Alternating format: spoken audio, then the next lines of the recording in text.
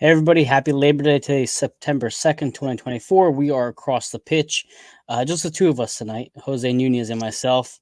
Jose, happy Labor Day. How was your extended weekend?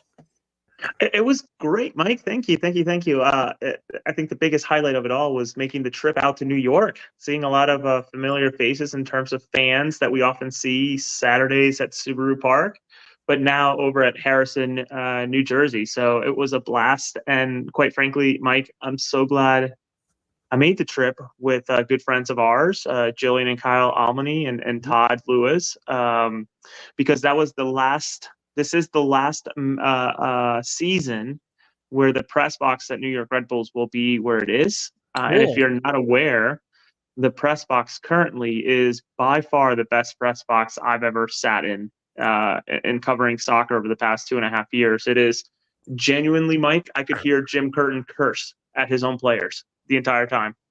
You could hear everything. I hear it's pretty amazing. That's It's that's what I've heard. incredible. I hear the stadium in general is pretty incredible, which is a shame that it's never, filled. It's always like at 40% capacity. But yeah, I saw a collection of the independent reporters out there, and even Alejandro Bedoya was like, "Wow, look at all you guys, coming out to support the cause." But uh, it happened a couple days ago. We didn't have a post game show after the match. Our apologies, as everybody was up in Harrison, New Jersey, doing the media work, and I was just occupied doing my own thing down here. But the Union pulled out a 2-0 win on the road, which I believe, if I remember correctly, Jose, was the first home loss of the season for the Red Bulls this year. It sure was, and it was apparent fans were not happy at the tail end of the game, and neither where was Sandro. I think it's Sandro Schwartz, the head coach of New York Red Bulls. Throughout the match, he was just thoroughly frustrated. But yeah, broke a record of theirs, which is awesome. Yeah, and it just seems like anytime the Union did kind of get right a little bit, playing the Red Bulls seems to do the trick more often than not. But it just seems like we continue with our good form against them. We just play very confidently against them. But overall, I know this season has had a lot of ups and downs. Not a whole lot to be optimistic about. But the way we've played recently, aside from the last couple Leagues Cup losses, have been fairly promising. Did you get a good vibe last night, or Saturday night rather, after that performance? Yes, yes and no. And I know that's not really answering the question. Yes, because as press, we were able to see what this team can really do in a high intensity match. I think of, those first 15, 20 minutes and really maybe 30 minutes that the Philadelphia Union opened up with Hmm. in terms of being able to put some product on the field that's exciting, that's dynamic, that's quick and pushing and pulling levers, players overlapping, doing, making runs, laying the ball off so someone can run in. Really exciting brand of soccer, very unlike what, is typically displayed on most Saturday nights at Yeah. Subaru Park or away where it becomes a foot race to run to the corner and try to get the outlet ball. So that was one thing that was really promising. Danley Jean Jacques is the real deal. His performance was unbelievable. Sure, he didn't score any goals. He didn't do much that technically gets into the stat sheet, but Todd Lewis did a great job of highlighting sort of Jean's night. If you follow him on Twitter, make sure you stop by and just peep at that video. Did a really, really good job. But on the other end, it was the same old Union where it turned into 45 minutes and having to pray and get fortunate with four, not one, not two, not three, but four times the ball for New York Red Bulls hit the post. So very, very difficult to say, that the Union would have blanked them 2-0 without without the post. And this is what Jim talks about, right, Mike, in terms of like the ball Mhm. bouncing your way. And this was absolutely a game where the ball completely bounced the Union's way, and that's you need those games. You know what it reminded me of? It reminded me of the Nashville game in Nashville with where Joe Bednick was in net and the ball just could not get into net. And we were just like, man, did Joe like say some sort of ritual before the game started? Because that's how it felt. It felt like every time the Red Bulls had us beat, the post came or the crossbar came to save the day. And that's the thing. I'm like, it's a 2-0 win. As Valerie mentions, it's a very satisfying win. And T Mac also joined us. Thanks for joining us tonight. It does feel good to get a clean sheet, however you get it done, especially on the road, especially against the Red Bulls, especially against those fans. But you have to feel like we also got extremely lucky. And this very well could have been a 2-2 game, a 3-2 game. I could have seen the Union have lost this game for sure. And it doesn't give me a lot of confidence going into Miami, which is in about 12 days from now. So there's a few things that I'm very concerned by overall. Danley, though, is what you mentioned in particular. I thought he played well as well. And also, Valerie mentions, I love the feeling of clean sheets on a summer night. Listen, Val, who doesn't? After the season we've had so far, I'm not going to complain. I'm just going to enjoy with what we can. Eric mentioned that we purchased those goalposts. We should have by now because they were clearly the man of the match that night. But Andre Blake also looked like he had a great performance. What were your thoughts on our Jamaican keeper, Jose? He did what he had to do, right? In terms of keeping the ball out of the net when he had to. I think early on in the first half, he had those two saves in quick succession. One incredible save, and then ball got cleared. Olivia Mbaizo fell asleep and was Jim Curtin let it known to him. Again, that was the beauty of being at that press box where it is, and you could hear him saying, get up," after he gets, he falls asleep. Someone comes and steals it. New York Red Bulls guy goes ahead and switches the play, and the guy who he switches to gets a pretty clean shot, and Andre Blake again doing Andre Blake thing. So I was it's tough to say I'm impressed by Andre Blake because what's impressive is the standard with him. And when it's not the standard, it's very noticeable, much like what was displayed when he was dealing with that injury. Not just him outside of the field, but even with him on the field trying to play through it. It's obvious that he's doing well. He's healthy, and that's great. Well, we mentioned that with Leon Flock last year, right? We saw how he regressed, but really just more so the injury. We saw the same thing with Jacob Glesnes dealing with injury, even the start of this season. How we thought, man, Jacob really looks off, and I guess even probably throughout the middle part of the season. But he seems to have found his own come around Leagues Cup. But overall, I have to agree with you with Blake. Yes, the post saved him, but he also did a great job behind that back line that really gave up too many chances that we felt comfortable with. But you mentioned, things that we're expecting right now. It's odd to say that we're expecting Baribo to score every single match, but he and Michael Ua have kind of been in a good form recently. Obviously, Ty more than Michael, but Michael again puts a goal in the back of the net. He also has the assist for Baribo as well. What were your thoughts on the pairing up top with Ty and Michael? Uh, Ua Ua could have had a second. Something's like on my face there. Interesting. Ua could have had a second. Yeah. After he scored his first goal, like a minute or two later, he was connecting, and actually Mikael took it from the right side of the field, connected a few passes to the point that then it was laid off to him, took a left-footed shot across the net, and former Philadelphia Union goalkeeper was there to stop it. So Mikael could have had two. So that was great. I think I always go back to, and Jim has said it a couple of times now in terms of when he has these tough conversations with players that are not performing. Mm-hmm. And he had just recently mentioned that he had one with Mikael.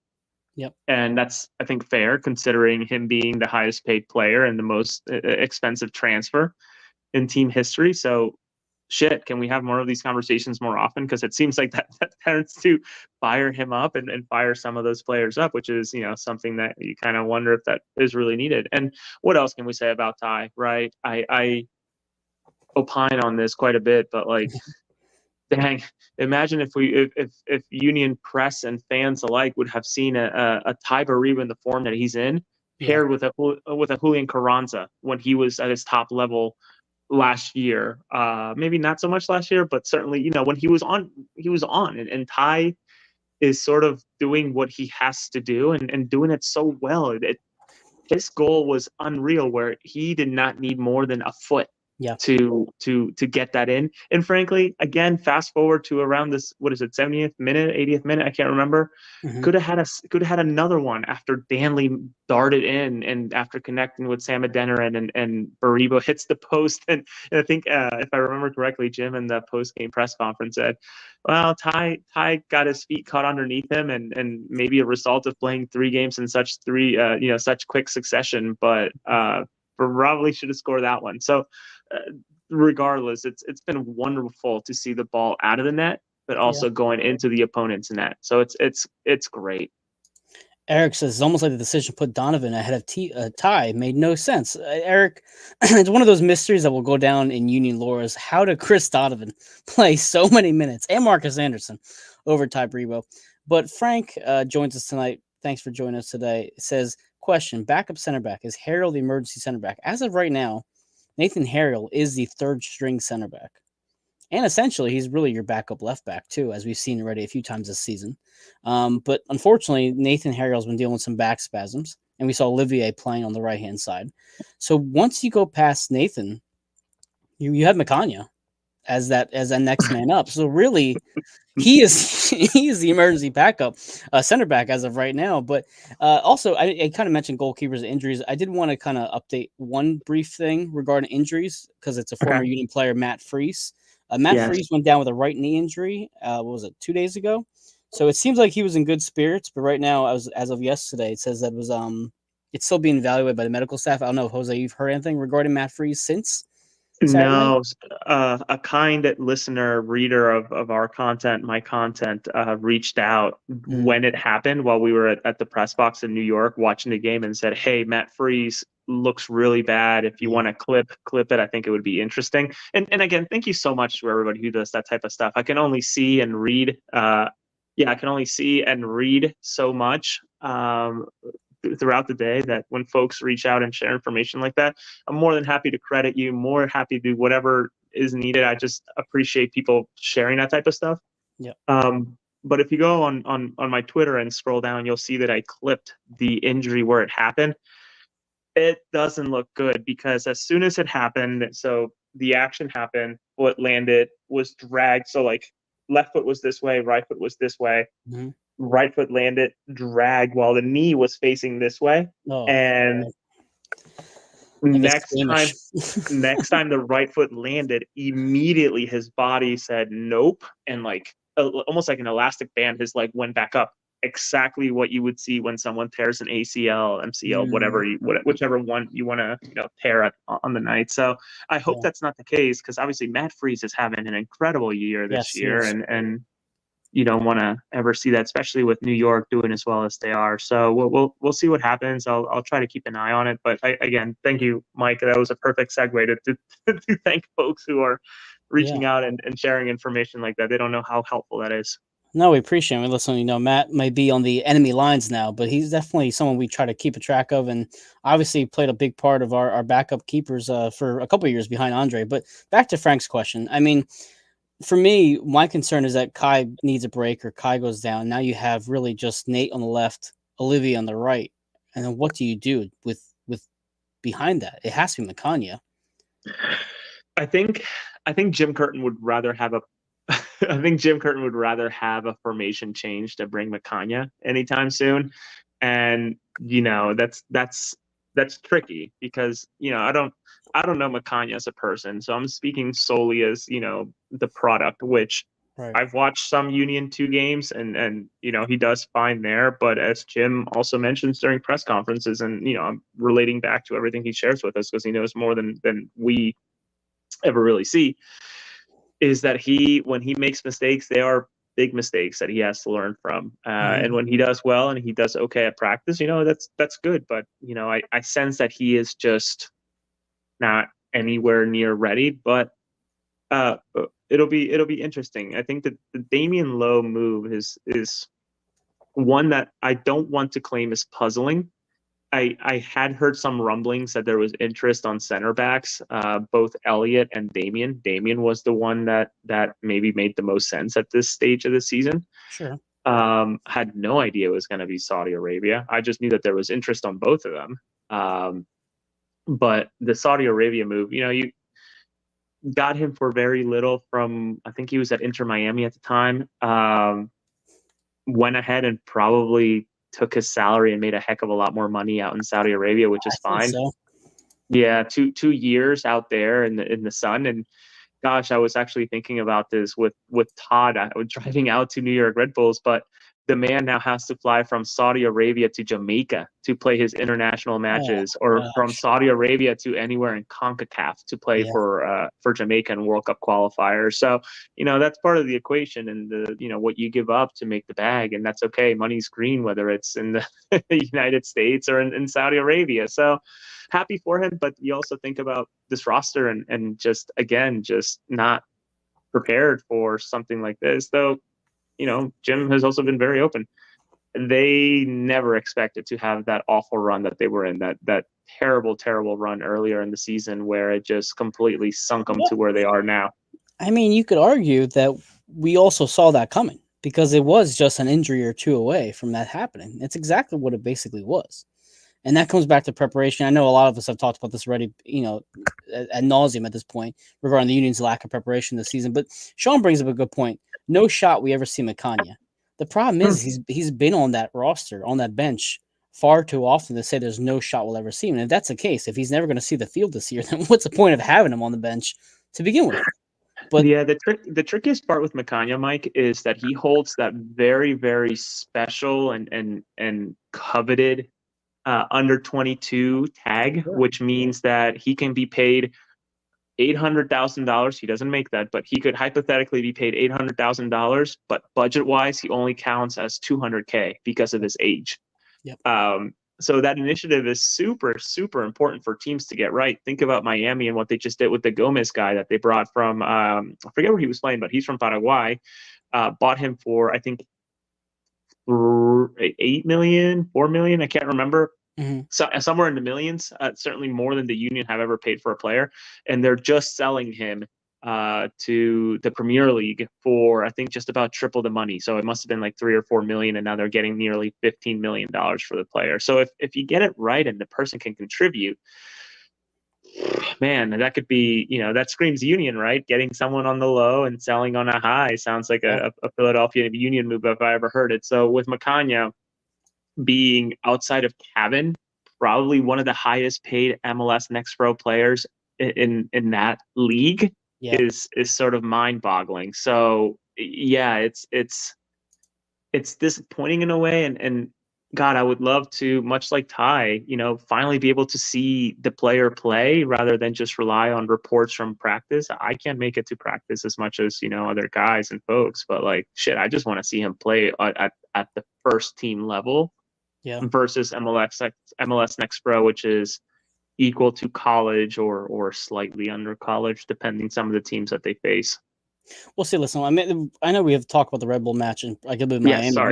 there's also some more player news, which we're kind of going on this roll here, player news. So Valerie asked before I get to the two other player news we talk about, Olivier. We haven't heard anything about the visa issues since last year, have we? Have you? No, we haven't, and Yeah. and frankly, I hate to say it this way, and it's not out of not being interested. I do want to know what happened with that. But when it Yeah. comes to a public forum with Jim on a press conference, I'm not sure I'm going to use a question for that. If I catch him on the side or if I run into Olivia at a game or, whatever, like that's, I think, a worthy question just to check in and see how that's going. But Yeah. no answer that I'm aware of. Which was so strange, wasn't it? Like it seemed like he was gone, and then out of nowhere, it just kind of disappeared. But Valerie, that's a great question because I mean, in reality, with how thin our backline is right now, it's like, hey, is Olivier a guarantee to be staying here moving forward? But it seems like that's the case. But again, other player news that we've been hearing about today, we heard about Daniel Gazdag not going with Hungary because of a muscle injury. And now we saw him leave. What was it? What minute was it that he left in? I know Raffanello came in for a brief time on 80th. Saturday, 80th. Yeah, it wasn't a whole lot of time left. But Daniel Gazdag goes down with a muscle injury. Again, this is still fresh. I'm going to ask you today. Have you heard anything at all about Daniel? No, I actually, Todd Lewis was kind enough to send to me the report. I honestly had no idea that anything had happened. He went through the game, and I clipped actually right before I Mhm. started watching Only Murders in the building with my wife. Yeah. I clipped where I thought maybe the injury was, which is sort of interesting because it happened in the 58th minute. So for him to continue on and playing till the 80th, I wonder if there's something I'm missing, or adrenaline of a New York Red Bulls match sort of gets you all the way to the 80th minute, and then you let it get cold, and then you wake up the next morning when you're supposed to fly out to Hungary to play against in Germany of all teams. Like maybe it doesn't feel so good both mentally and physically. Um, that leads to this. So we'll see what happens. I'll obviously have my ears to the ground, and also got to remember Alejandro Bedoya came out of that game. Sure, it was somewhat scheduled to only have him play a half and change, but nonetheless, he did come out limping. I believe he was then wearing sort of that notorious brace that he wore during the Eastern Conference final afterwards, and with the ice bag sort of like jabbed in there. So that's another injury to keep an eye on. So those are two bits and pieces to remember. As fortunately, Philadelphia does not play till September 14th. No, exactly. And I'm trying to pull up the clip you had about from Alejandro Bedoya this past week. I think past week he was on a podcast. Before we get to that, some again more international news with players coming and going. Jesus Bueno got selected for Yeah. his national team. I think that came out today, right? Because of two injuries ahead of him.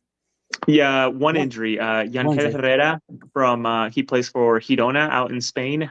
He suffered an injury. What the extent of that injury is, I don't know. It's not really relevant to reporting for Philadelphia folks. But Jesus Bueno joins former Philadelphia Union midfielder Jose Andres Martinez, who's now obviously with Corinthians. But also the setup for this Venezuela camp, these World Cup qualifiers, is very interesting, where they have the senior side, but alongside it, an under 20 side, which they'll be mixing and matching and playing, drills and practicing together. But in that under 20 side, Giovanni Sequeira of Philadelphia Union 2 is there. So two current players being from the organization on camp is great, and then obviously a former one.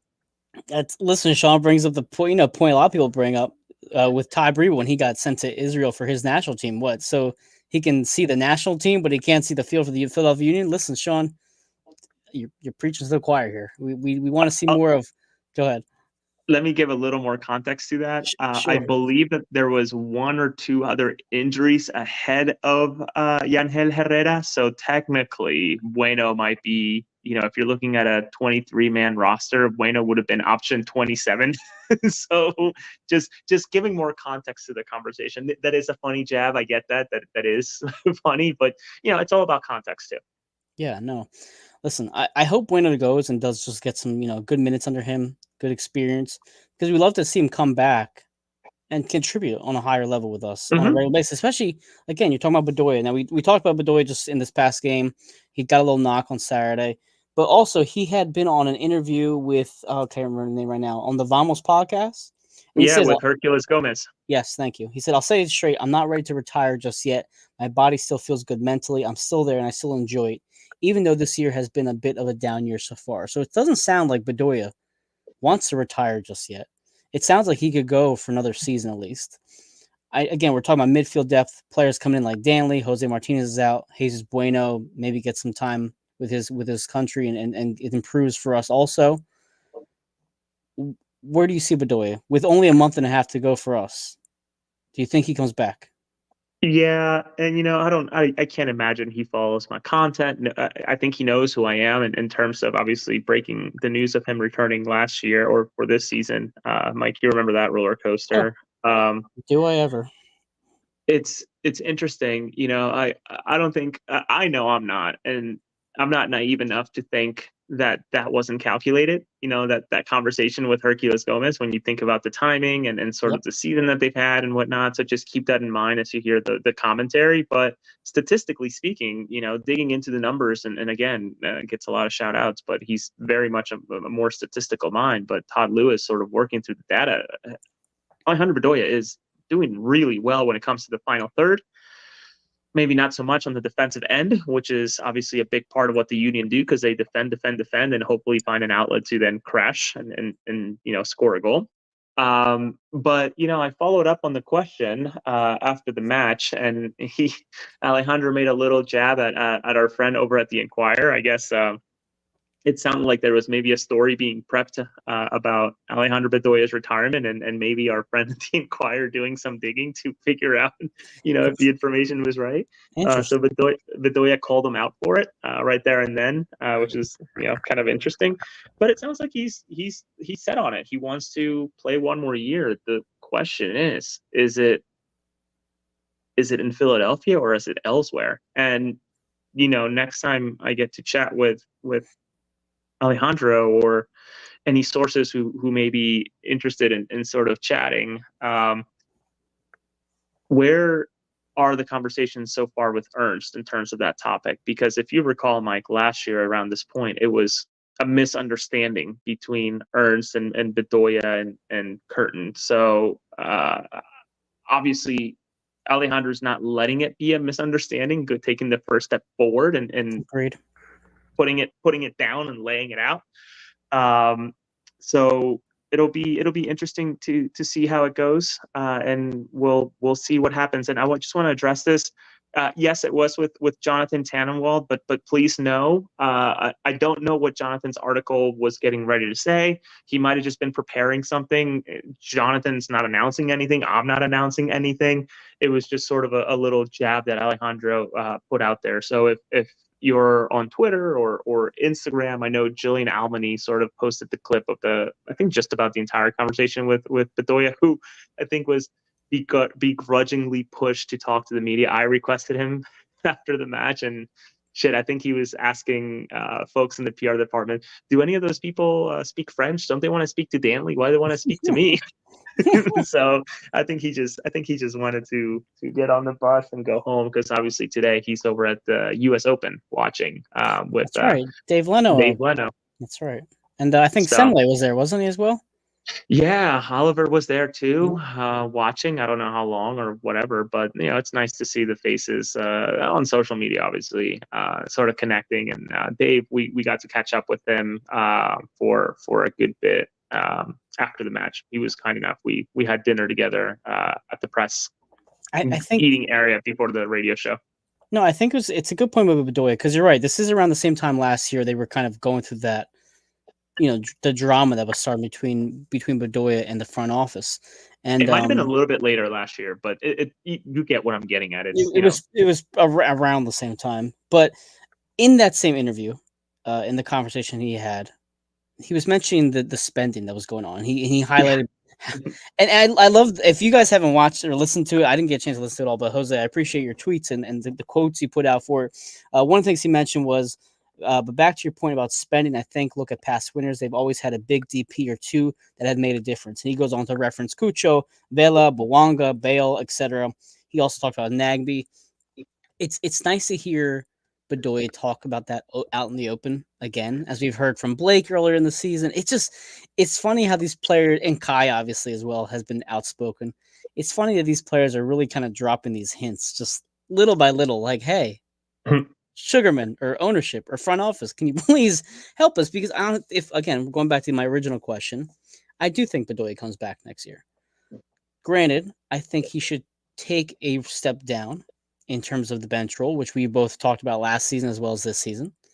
But then the problem is how do you backfill him to have a starter that has been putting up decent numbers like he has had this year? Because to your point, he has had statistically a solid season.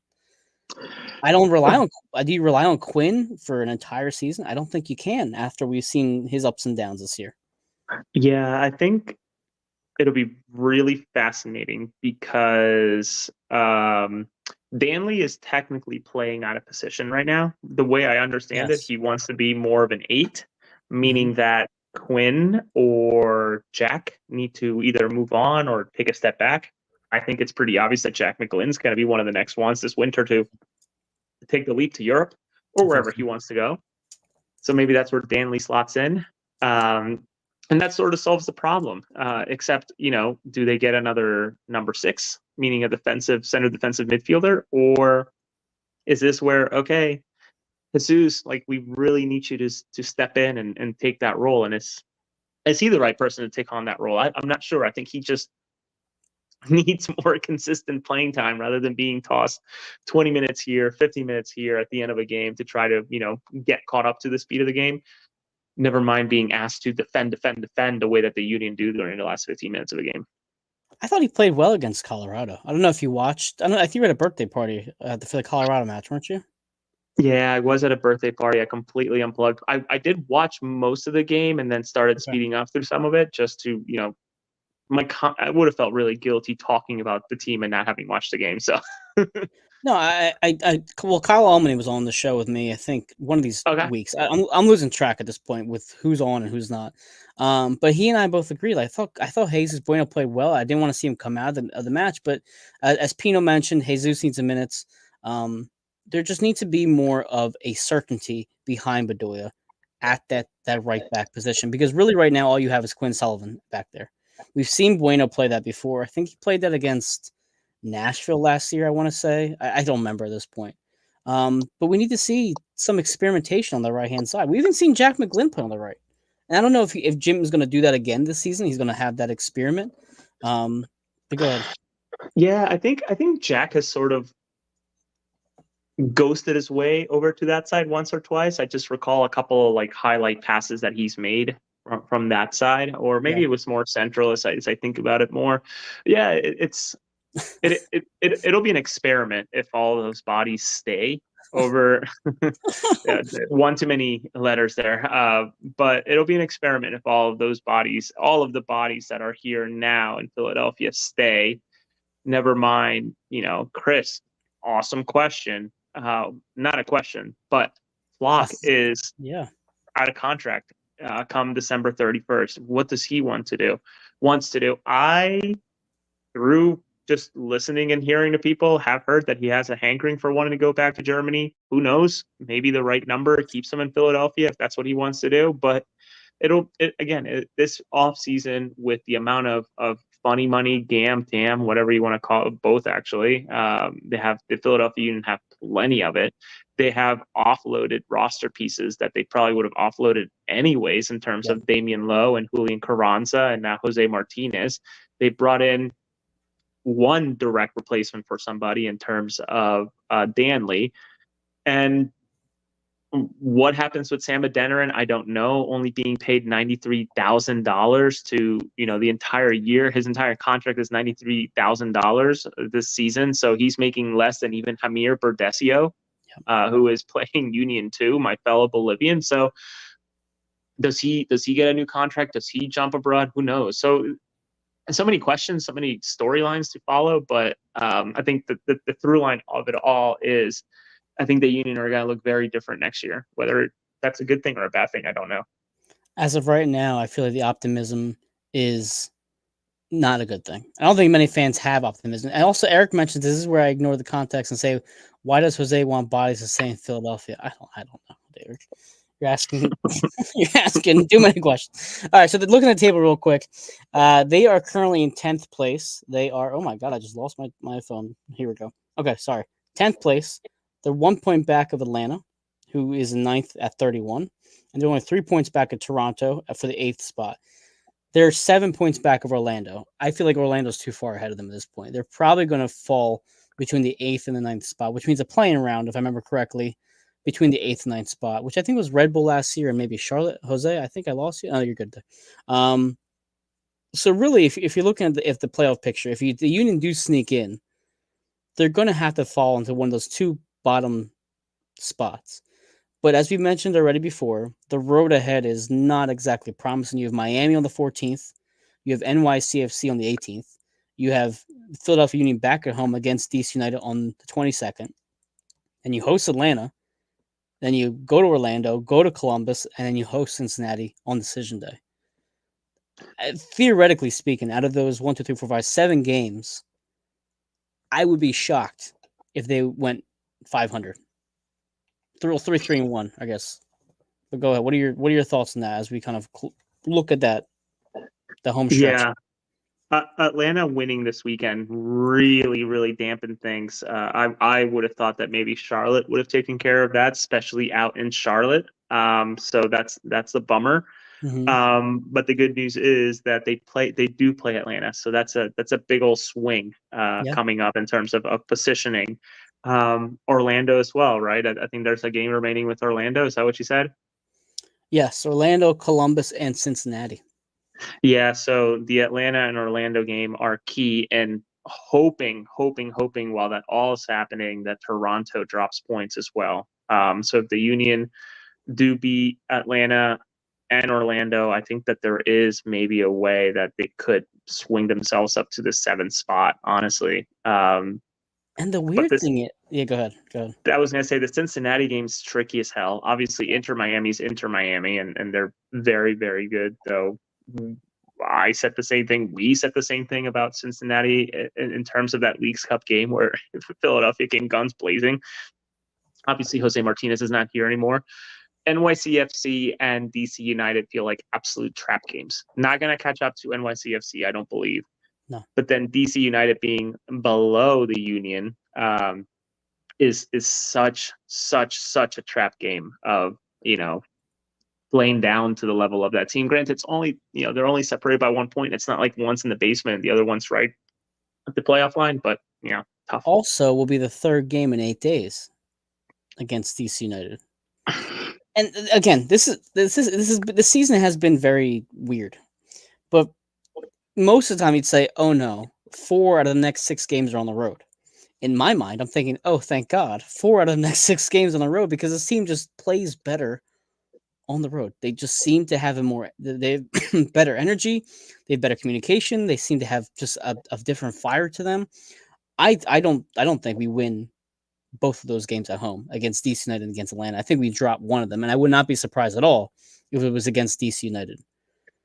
That would be very Philadelphia Yeah. for Philadelphia to take care of Atlanta and then lose to DC. And the most painful thing, Mike, to think about is, and this is me wearing my fan hat for a second, right? Mhm. Is the Union are not controlling their own fate. They're having to control their own fate and rely on others to do things Yes. potentially Yes.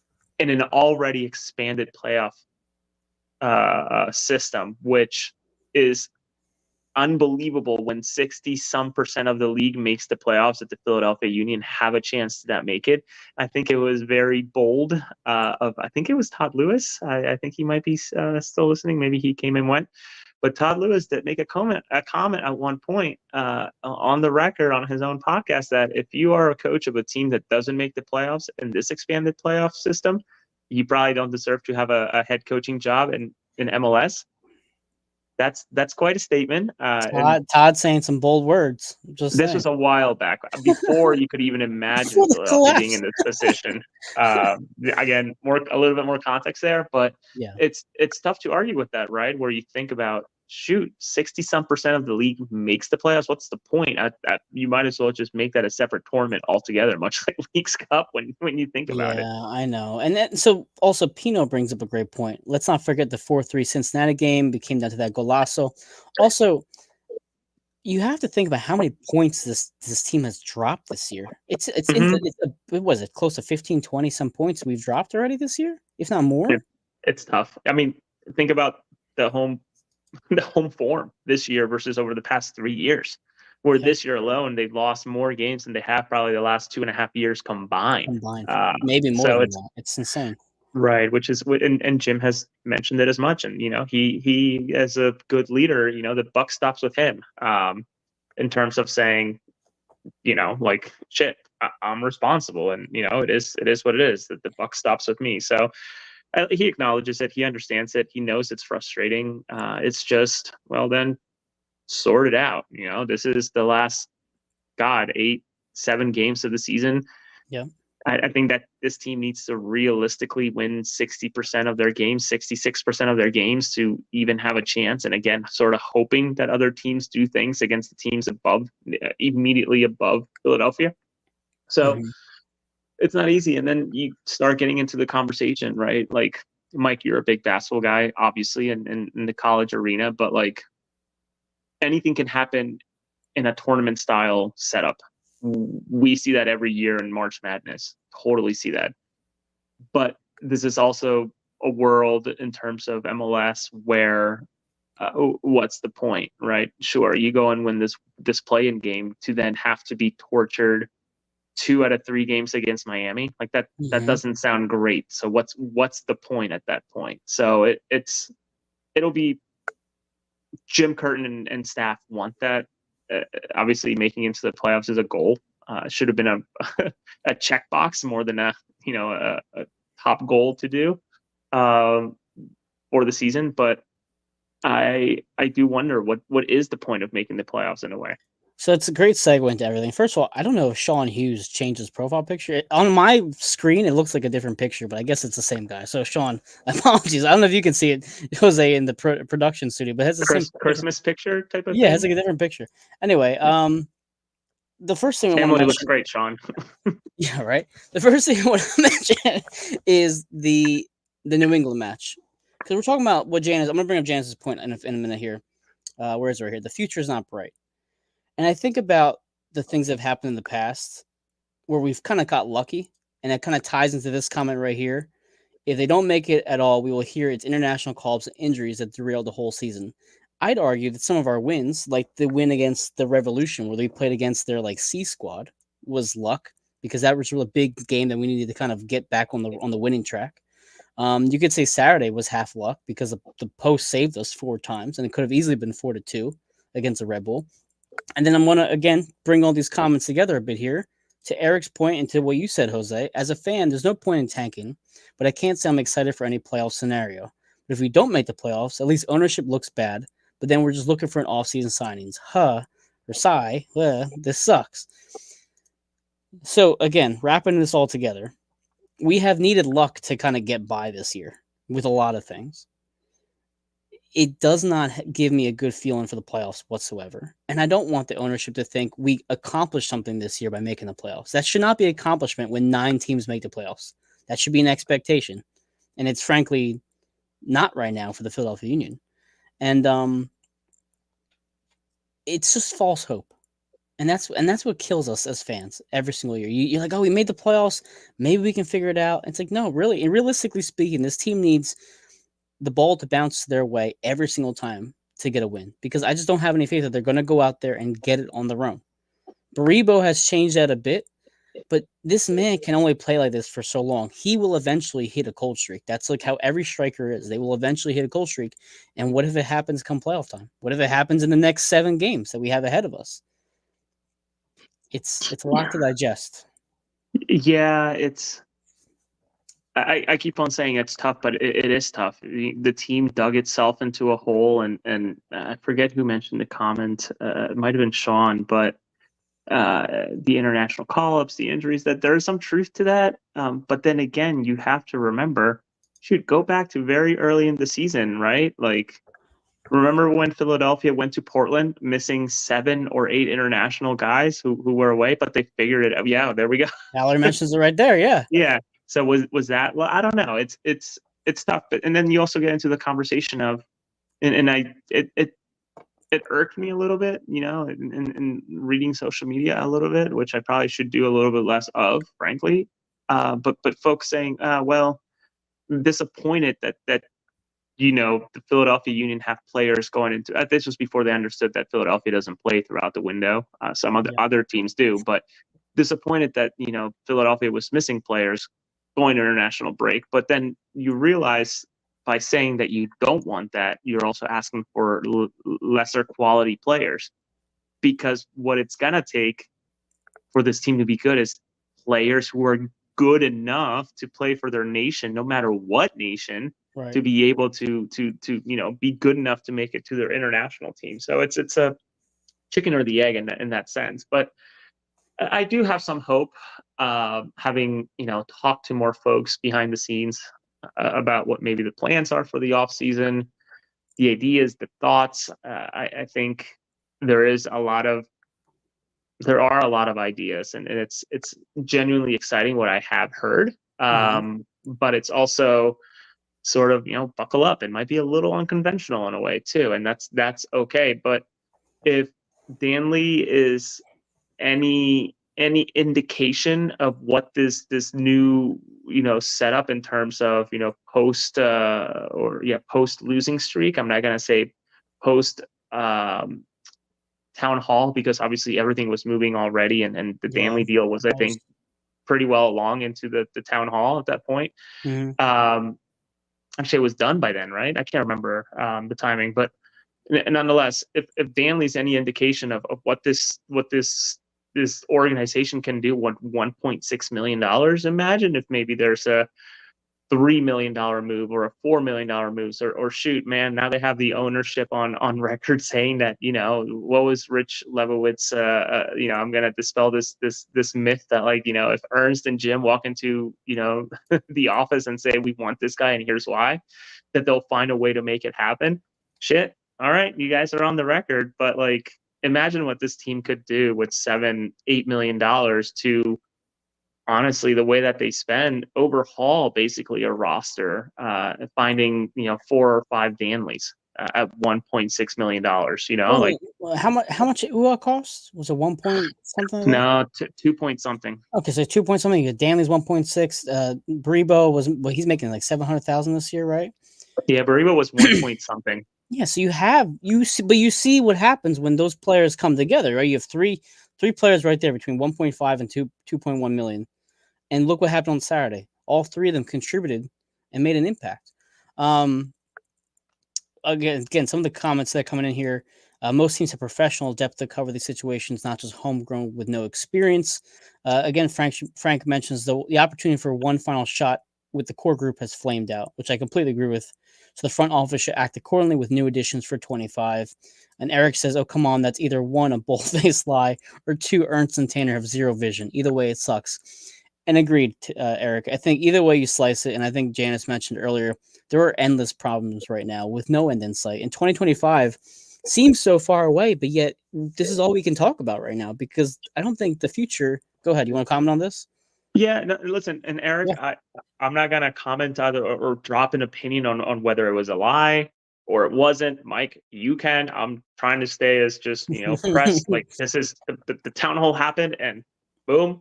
All I'm saying is that in the court of public opinion, or in the court of, you said this, now back it up, Yeah. that's exactly what happened.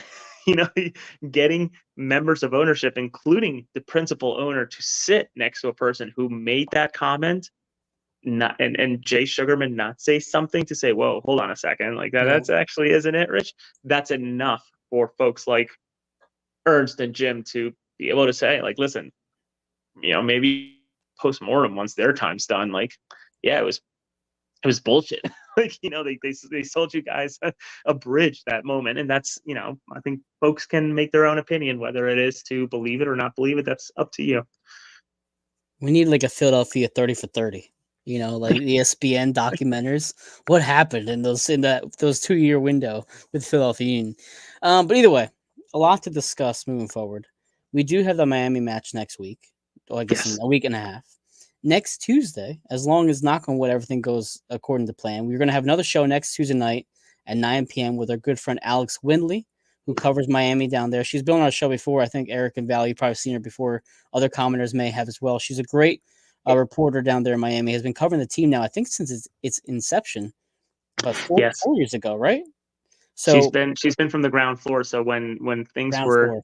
shifting with the little Argentine coming in, it was very disappointing that she was Mhm. having a hard time getting many things accomplished, considering that she was there when Lewis Morgan, who is now at New York Red Bulls, was Yep. part of that setup. So yeah, she's been from the beginning. Evan says, "Glad they have 2 weeks off before Miami." Is that a good thing, Jose? Or do you think after a win like that, you want to kind of get back on your feet? It's a good point, because listen, some breaks for the Union haven't always gone so well. So I'm just kind of playing the devil's advocate here. Yeah, I actually flat out asked Jim during the press conference after New York, is it a little frustrating to not be able to build off of a emotional, physical, whatever adjective you want to use to describe the New York game? Is it frustrating to not be able to say, shit, we play again on Wednesday or the following? I think Jim would say, I'd like to play the next Saturday. Mhm. Um, he sort of said, our season has been a lot of stop and goes, but then when the goes are happening, we have a deluge of matches where we're having three matches in 1 week type of situation. Probably far too often. I'm guessing Mhm. for his liking.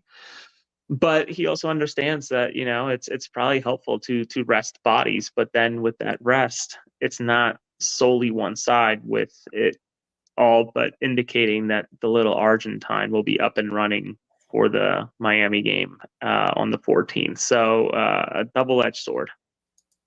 Eric says some breaks, more like 210% of breaks have come at the wrong Yeah. time. The only non-break COVID Cup worked against us as well. And Evan says it's ups and downs. They want to break because they play too many games, and don't want to break because they want to keep it rolling. Someone make up their mind. And also, we saw that too at the end of the season, like the break before Leagues Cup. They beat New England 5-1. They beat Nashville 3-0, and you felt good going into Leagues Cup, and then you end up winning your group. And it sucks because you had momentum building through Leagues Cup, and Yeah. then you just fall so flat on your face in I hate to Columbus. say look at the table, but look how bad New England and Nashville are this year. And again, as I mentioned earlier, we played New England Yeah. with their their C squad out there. Pino brings up a good point. What happens if we win down in Miami?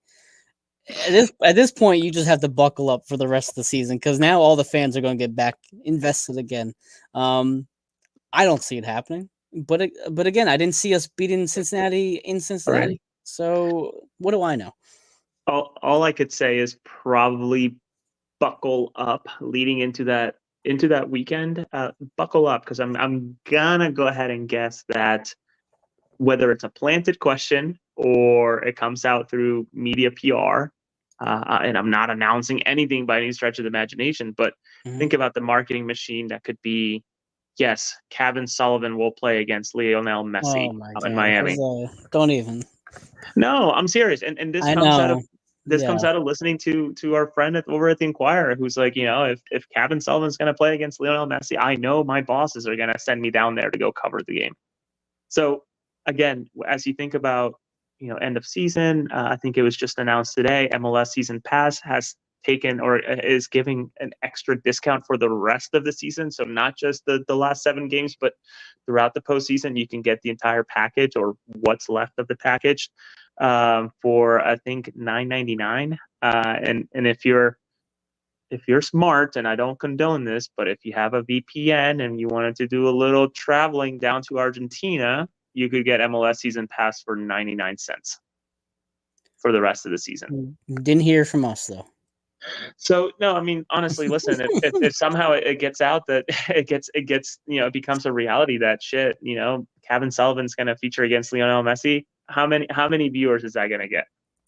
It's well, that's kind of what we thought about with the Wednesday match against New England on the 17th of July when he made his debut. We Mm-hmm. thought the season's going to shit. Kevin Sullivan couldn't make the trip to Toronto because of like the child labor laws and all that crap. Yeah. So then I say all that crap like it's not important. You get what I mean. But the people speculated that what if the Union are playing Cavan on a Wednesday just to kind of get some people back in the stadium and kind of get some momentum. So do I think it's insane for you to say that, Jose? No, I understand how money works and how ratings work, and I get that. And if he even saw the pitch for 10 minutes, it'll be enough for people to kind of get excited about, which I could see happening, especially if it's either a blowout in one direction. I could 100% see that happening. And Jason, Yeah. what a huge media move. I listen. It's I don't disagree with that. Listen, that goal that Kevin scored for Union 2, that from outside the box, it was a beautiful goal. Nothing taking away from him, but he is an engagement machine. He truly is, because I posted that, and honestly, I just posted it. It's like, oh shit, it's a good goal, like golazo, Kevin Sullivan. That's amazing. It's like Right. 150 likes later or whatever it was, and like 20 bookmarks. So it's like, damn, like people must have like some trigger alerts on their Twitter that if Sullivan comes up, the video pops on their shit. Like it's would definitely be a potentially a calculated move. And honestly, seeing pictures, and I actually was able to talk to him for like 5-10 minutes when I went to practice last Thursday. Mhm. shook my hand and sounded like a normal person, not a 14-year-old, but like a normal person. Like, thank me for coming and supporting and, not supporting, but covering the team, that type of thing. It's like, I didn't even know what support meant when I was 14. And he seems like he must be going through a lot for Yeah, I can a young imagine. teenager to go through. So Sean brings up a point. Didn't Messi have a setback in training yesterday? I'm looking on Twitter right now to see if I notice anything. I don't know if you heard anything, Jose, about Messi in training this past week. I We'll find can't. out from Alex on Tuesday. Honestly, I can't imagine he misses this game. Not that it's a super important game for them in the standings, but in general, I can see him probably coming back just to kind of be in consistent form before the playoffs. Either way, I don't want to talk too much about Miami because obviously we're going to kind of dedicate next Tuesday to that. So if you guys are available at next Tuesday at 9 p.m. or no, I'm sorry, 8 p.m. My apologies, 8 p.m. next Tuesday. And Sean says he left training with ankle soreness. Thought I read. It's possible, and if I that, wake up with it. I was like, it's possible that if that's the case, Sean, he has 12 days to heal up. So I don't think it's gonna, hamper him too much. And that's that. So 8 p.m. next Tuesday night, we'll go live with Alex. We've been about an hour now, Jose. Any thoughts before we close this up? Anything about the Red Bull match, anything like that? No, incredible. If you were there at the game, whether you took the Sons of Ben bus or you drove your way by yourself or with a group of friends out to Harrison, you all were incredible. Again, the structure is so good for a team that doesn't pack nearly as well as Philadelphia does. So congratulations to the fans, and I'm thinking up of a few ideas, Mike, for as we maybe in my brain as I start thinking, okay, what does the off season look like? Hopefully, after an MLS championship, gets won by Philadelphia, whatever. Starting to think about what does that actually look like. So if you're a fan who follows our work on AAT Sports, reach out to me via DM. My DMs are open, or reach out to Mike or even Dave too. If you have any ideas of some content that you would like to see, feel free to send a message. I'm working on, and I meant to do it earlier in the season, just wasn't able to fit it. Getting Amobi Akugo back in. Nice. Mike Lahoud, who now does CBS Sports, texted him a couple of times here and there. He's open to jumping on a podcast and just chatting if we ever had questions. So again, think about topics and things you want to hear about, learn about. I'm working on potentially getting someone who does scouting professionally and talk about what that process looks like. And again, there's a way to educate fans on how this all actually works, right? Like, what does it mean to sign a player? What are the steps to get it to the finish line? Since Jesus, Eric. Eric's on one tonight. I love it. Go Yeah, ahead. he's a Finish, little shit. finish up, Jose. No, so just share any ideas of content you want to Yeah, or would want to hear, read, listen, and Mike and I and Dave can work on figuring out how to do it. We're here for you as best as exactly. we can. Valerie, to answer your question, will the Tuesday show be done before the debate next Tuesday night? For those of you who are interested in that, the debate on ABC apparently starts at 9 o'clock. So if we get on at 8 o'clock, we'll probably get done right before that. So we won't be competing against the presidential debate. Although I think we I would didn't. win personally in that ratings ratings competition. But go ahead, Jose. I didn't even know there was a debate, and now I'm intrigued because it is very important. God, I feel goofy saying this, but make sure you register to vote, vote, vote, vote. Whether it's whatever candidate, just vote. Don't be stupid. Look at what's happening in Venezuela. Vote. Yeah. Eric, this is his campaign for 2028 or whenever the next election will be. Jose Nunez running for president. Listen, thank you all for joining us in the comment section. I appreciate Chris actually mentioned it was his first away match out at the Red Bull Stadium. So Good stuff. congrats to you, Chris. We're happy you were able to make that. I still have never been to an away match in my entire Mm. time as a Union fan, which is shocking considering how long I've been a fan. But I was supposed to go this weekend and things been tied up at home, so I could not. But I will hopefully try to make one soon. I know Pino mentioned he was going to Columbus, which again, I feel like Pino travels to a lot of these games. I see his comments and Facebook stuff. A very diehard fan there. But Oh again, wait, everybody, yeah, go ahead. Timeout. What time happened? out. Yeah, Val, was it you? I probably should be texting you or getting someone to connect me with you. But Val, are you actually fluent in French? I she. know it takes a little bit to like make its way to Facebook, YouTube, or whatever. But are you actually French speaker? I think she is because she talked to Olivier before, if I remember correctly. And I've Dude, literally speaks French, doesn't I'm gonna say that means yes. I don't know. he? Yes. Very Val, we should connect. I would like help talking to Danley, and he only communicates in French from what I understand. So that would be very, very helpful if there's a way that we can. Mike, you can connect me with Val, right? of course. We go Yeah. way Well, Val and I go way back. We'll be fine. yeah, yeah. Eric, you just sign off for the night. All right, guys, appreciate it. Go Uni next Tuesday, 8 p.m. We'll go live with Alex Winley. Talk to you guys then. Thank you so much. Doop.